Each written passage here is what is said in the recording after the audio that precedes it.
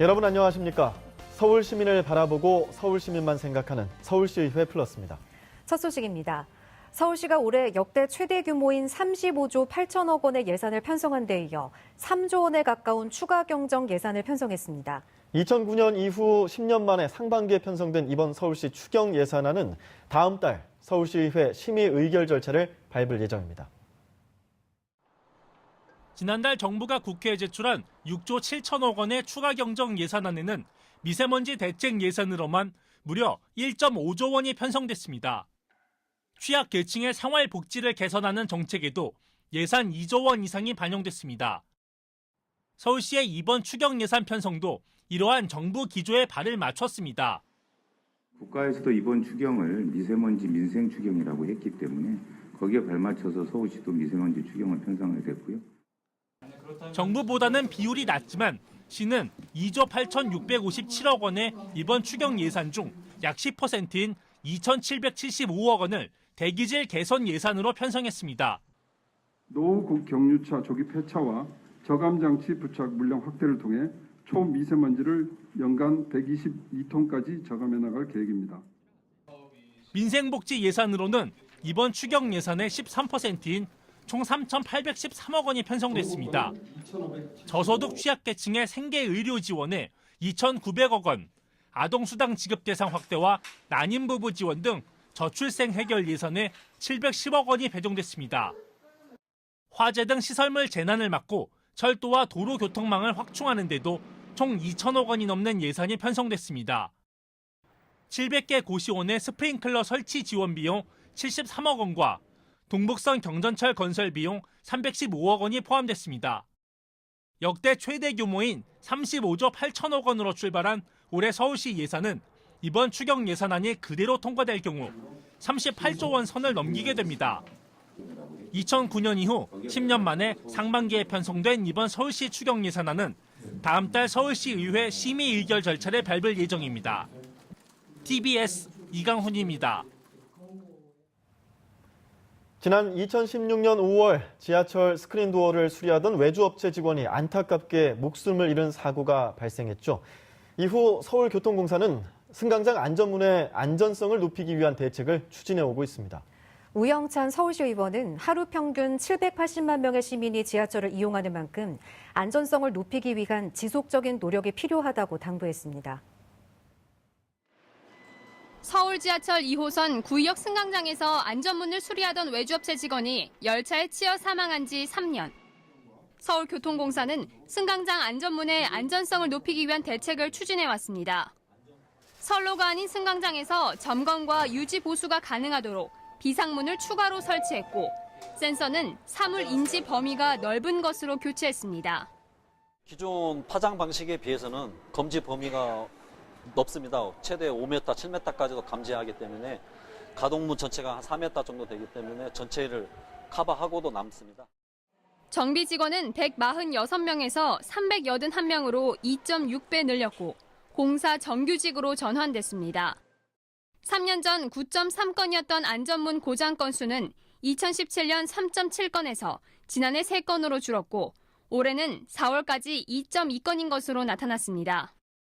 하지만 전문성을 강화하지 않으면 안전문 교체와 인력 충원만으로는 사고를 막을 수 없다고 전문가는 조언합니다. 교육이라든지 아니면은 그런 사람들을 이제 잘 관리하는 방법 뭐 이런 것들, 그다음에 유지보수 매뉴얼 뭐 이런 것들이 충분히 준비되지는 못했던 것 같아요. 또한 문이 닫힐 때 무리하게 타거나 내리지 않는 등 지하철을 안전하게 이용하려는 인식도 필요합니다. 전체적으로 노후 역사가 늘고 있고 또 사람의 인재는 피할 수가 없는 것이 현실입니다. 우리 지하철 이용 승객이 780만 명 정도 되는데 하루에 결국 우리가 안전 운전하듯이 대중교통을 안전 이용해야 되는 것이 3년 전 안타깝게 목숨을 잃은 김군의 희생이 헛되지 않도록 안전성을 높이려는 지속적인 노력이 필요해 보입니다. TBS 류밀희입니다.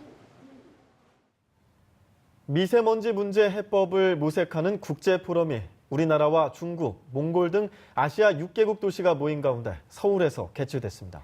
이 자리에 참석한 신원철 서울시의장은 미세먼지 문제 해결을 위한 정책과 경험을 공유하고 함께 해법을 찾는 실질적인 장이 되길 바란다고 말했습니다. 유엔 환경아태평양 사무소에 따르면 전 세계에서 대기오염이 가장 심각한 도시 20곳 가운데 19곳은 아시아 태평양에 있습니다. 이 아태 지역 인구의 절반은 도시에 삽니다. 대기오염과 밀접한 미세먼지 문제를 아시아 지역 도시들이 함께 고민해야 하는 이유입니다. 서울과 중국 베이징, 몽골 울란바토르 등 아시아 6개 나라의 35개 도시들이 미세먼지 해법을 논의하는 2019 대기질 개선 서울국제포럼이 서울시청에서 열렸습니다. 지난 2010년부터 해마다 열리는 포럼인데 올해 참가 도시의 규모는 역대 가장 큽니다. 국내에서는 서울과 경기, 인천, 전남, 경남을 비롯해 지난달 발족된 대통령 직속의 국가기후환경회의가 자리했습니다. 국가와 도시의 경계를 넘어서 미세먼지 문제를 함께 공동으로 해결하려는 노력이 필요합니다. 여러 도시가 서로의 정책과 경험을 나누고 발전시키는 실질적인 장이 되기를 기원합니다. 참가 도시들은 미세먼지 정책과 목표를 공유했습니다. 서울시는 현재 시행 중인 노후 경유차 운행 제한 정책을 설명하며 앞으로의 방향을 발표했습니다. 위반 차량 번호판 자동 인식 시스템을 이미 시내에 구축을 하고 있고요. 현재 51개소 정도 구축이 되어 있는데 2020년까지 100개소까지 확대해서 더욱더 촘촘하게 단속을 할 예정입니다. 서울뿐만 아니라 인천, 경기까지 확대해서 박원순 시장은 특히 12월에서 3월 고농도 미세먼지에 대비하는 미세먼지 시즌제 운영을 준비 중이라고 밝혔습니다.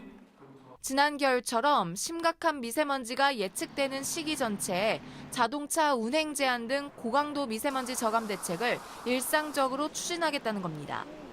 서울시는 지난달 미세먼지 저감 대책을 발표하면서 환경부와 함께 오는 12월을 목표로 시즌제 도입을 추진 중이라고 밝혔습니다. 중국 베이징시는 자동차 오염 배출 기준을 꾸준히 강화하고 있다며 일부는 유럽보다 엄격하다고 강조했습니다. 我们是从1999年实施这个欧一标准啊，现在都叫这个国一标准啊，实际上呢就是欧洲排放标准。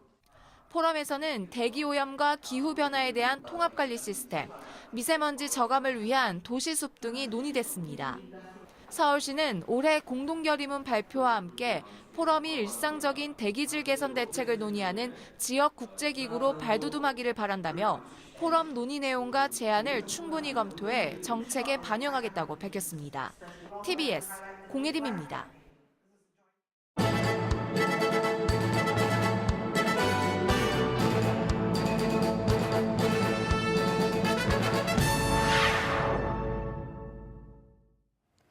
송도호 서울시의원은 현재 택시, 화물 자동차 등의 운수 종사자를 대상으로 직무교육과 후생복지, 교양사업 등을 담당하고 있는 서울시 교통문화교육원 운영에 대한 지도 감독을 강화하는 내용의 조례 개정안을 발의했습니다. 이에 따라 서울시는 운수 종사자의 역량 개발과 복지 증진을 추진하고 일반 이용 시민을 위해 서비스를 향상할 계획입니다. 송 의원은 교통문화교육원이 본연의 업무를 잘 수행해 양질의 서비스가 시민에게 제공될 수 있도록 해야 한다며 현재 일부 미진한 시설 상태를 조속히 개선해서 운수 종사자와 시민 모두 불편이 없도록 해야 한다고 조례 발의 배경을 설명했습니다. 서울시의회가 제안한 지방의회 자정 노력이 전국 시도의회에서 추진됩니다. 전국 시도의회 의장협의회는 지난 20일 열린 전국 시도의회 의장협의회 제4회 임시회에서 서울시의회가 제안한 전국 시도의회 책임성, 청렴성 강화를 위한 자정 노력 결의안을 공식 안건으로 상정하고 만장일치로 의결에 통과시켰습니다.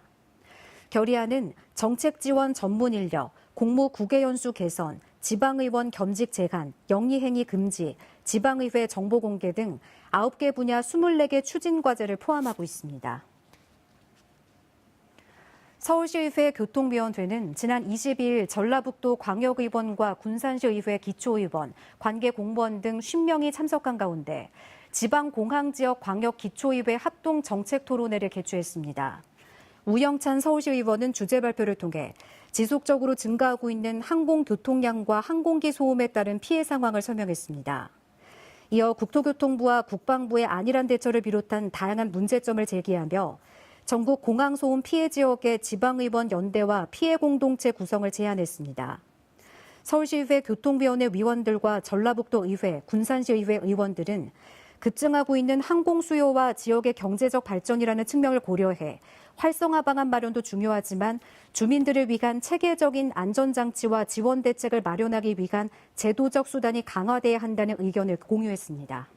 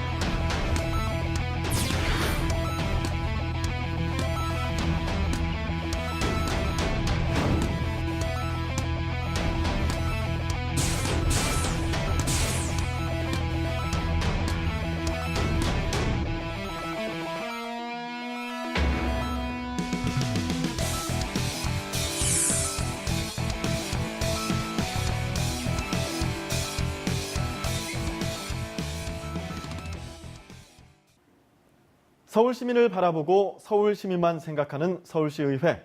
결코 멀리 있지 않습니다. 조례를 알면 서울시의회가 더 잘 보입니다. 서울시의회에서 발의 제정한 조례를 알기 쉽게 소개해드리는 손에 잡히는 조례 시간입니다. 지난주 전국적으로 큰 이슈가 됐던 버스 파업. 다행히 서울시는 파업을 불과 1시간 정도 앞두고 극적으로 협상을 타결하면서 우려했던 최악의 상황은 피할 수 있었는데요. 오늘은 지난 16일부터 시행되고 있는 시내버스 재정 지원과 안전 운행 기준에 관한 개정 조례안에 대해서 소개해드리겠습니다. 이 개정 조례안에 담긴 주 내용은 어떤 건가요? 네, 기존 조례안에는 안전운행 방안에 시내버스 난폭 운전을 방지하기 위해 지속적인 점검을 해야 한다고 명시돼 있었는데요. 이 지속적인 점검에 그치지 않고 시내버스의 교통사고와 버스 내 안전사고 현황을 파악하고 체계적으로 관리해 예방대책 수립에 활용하도록 개정했습니다. 또 서울시장의 책무에 환경 친화적 자동차의 개발 및 보급 촉진에 관한 법률에 따라 전기 자동차와 수소 전기 자동차로 신규 시내버스가 도입될 수 있도록 지원하는 내용을 신설했죠. 최근에는 금전적 지원을 아끼지 않는 등 환경 친화적 자동차의 보급 확대를 위한 다양한 정책들이 마련되고 있는데요. 이처럼 환경 친화적 자동차 보급에 정부는 물론 서울을 비롯한 각 지자체들이 많은 노력을 기울이고 있는 이유 혹시 알고 계신가요? 당연하죠. 날로 기승을 부리는 미세먼지 때문에 친환경 자동차에 대한 관심이 높아지고 있기 때문이잖아요. 네. 그런 가운데 지난해 11월 서울시가 수소버스 첫 운행에 나섰습니다. 이 수소버스는 먼저 도입된 전기버스에 비해서 충전 시간이 4분의 1 수준으로 짧고 1회 충전으로 하루 종일 운행이 가능할 만큼 주행 거리가 길죠. 특히 주행 중에 미세먼지를 품은 산소를 빨아들여 수소와 결합시키고 오염물질이 제거된 물만 배출해서 달리는 공기청정기로 불리기도 하는데요. 하지만 수소버스 한 대를 도입하는 데에는 8억 원이라는 큰 돈이 들고 또 한 곳을 만드는 데 약 30억 원이 드는 수소 충전소도 충분히 갖춰져 있지 않아서 이 부분에 대한 문제를 해결하는 것도 숙제라고 할 수 있습니다.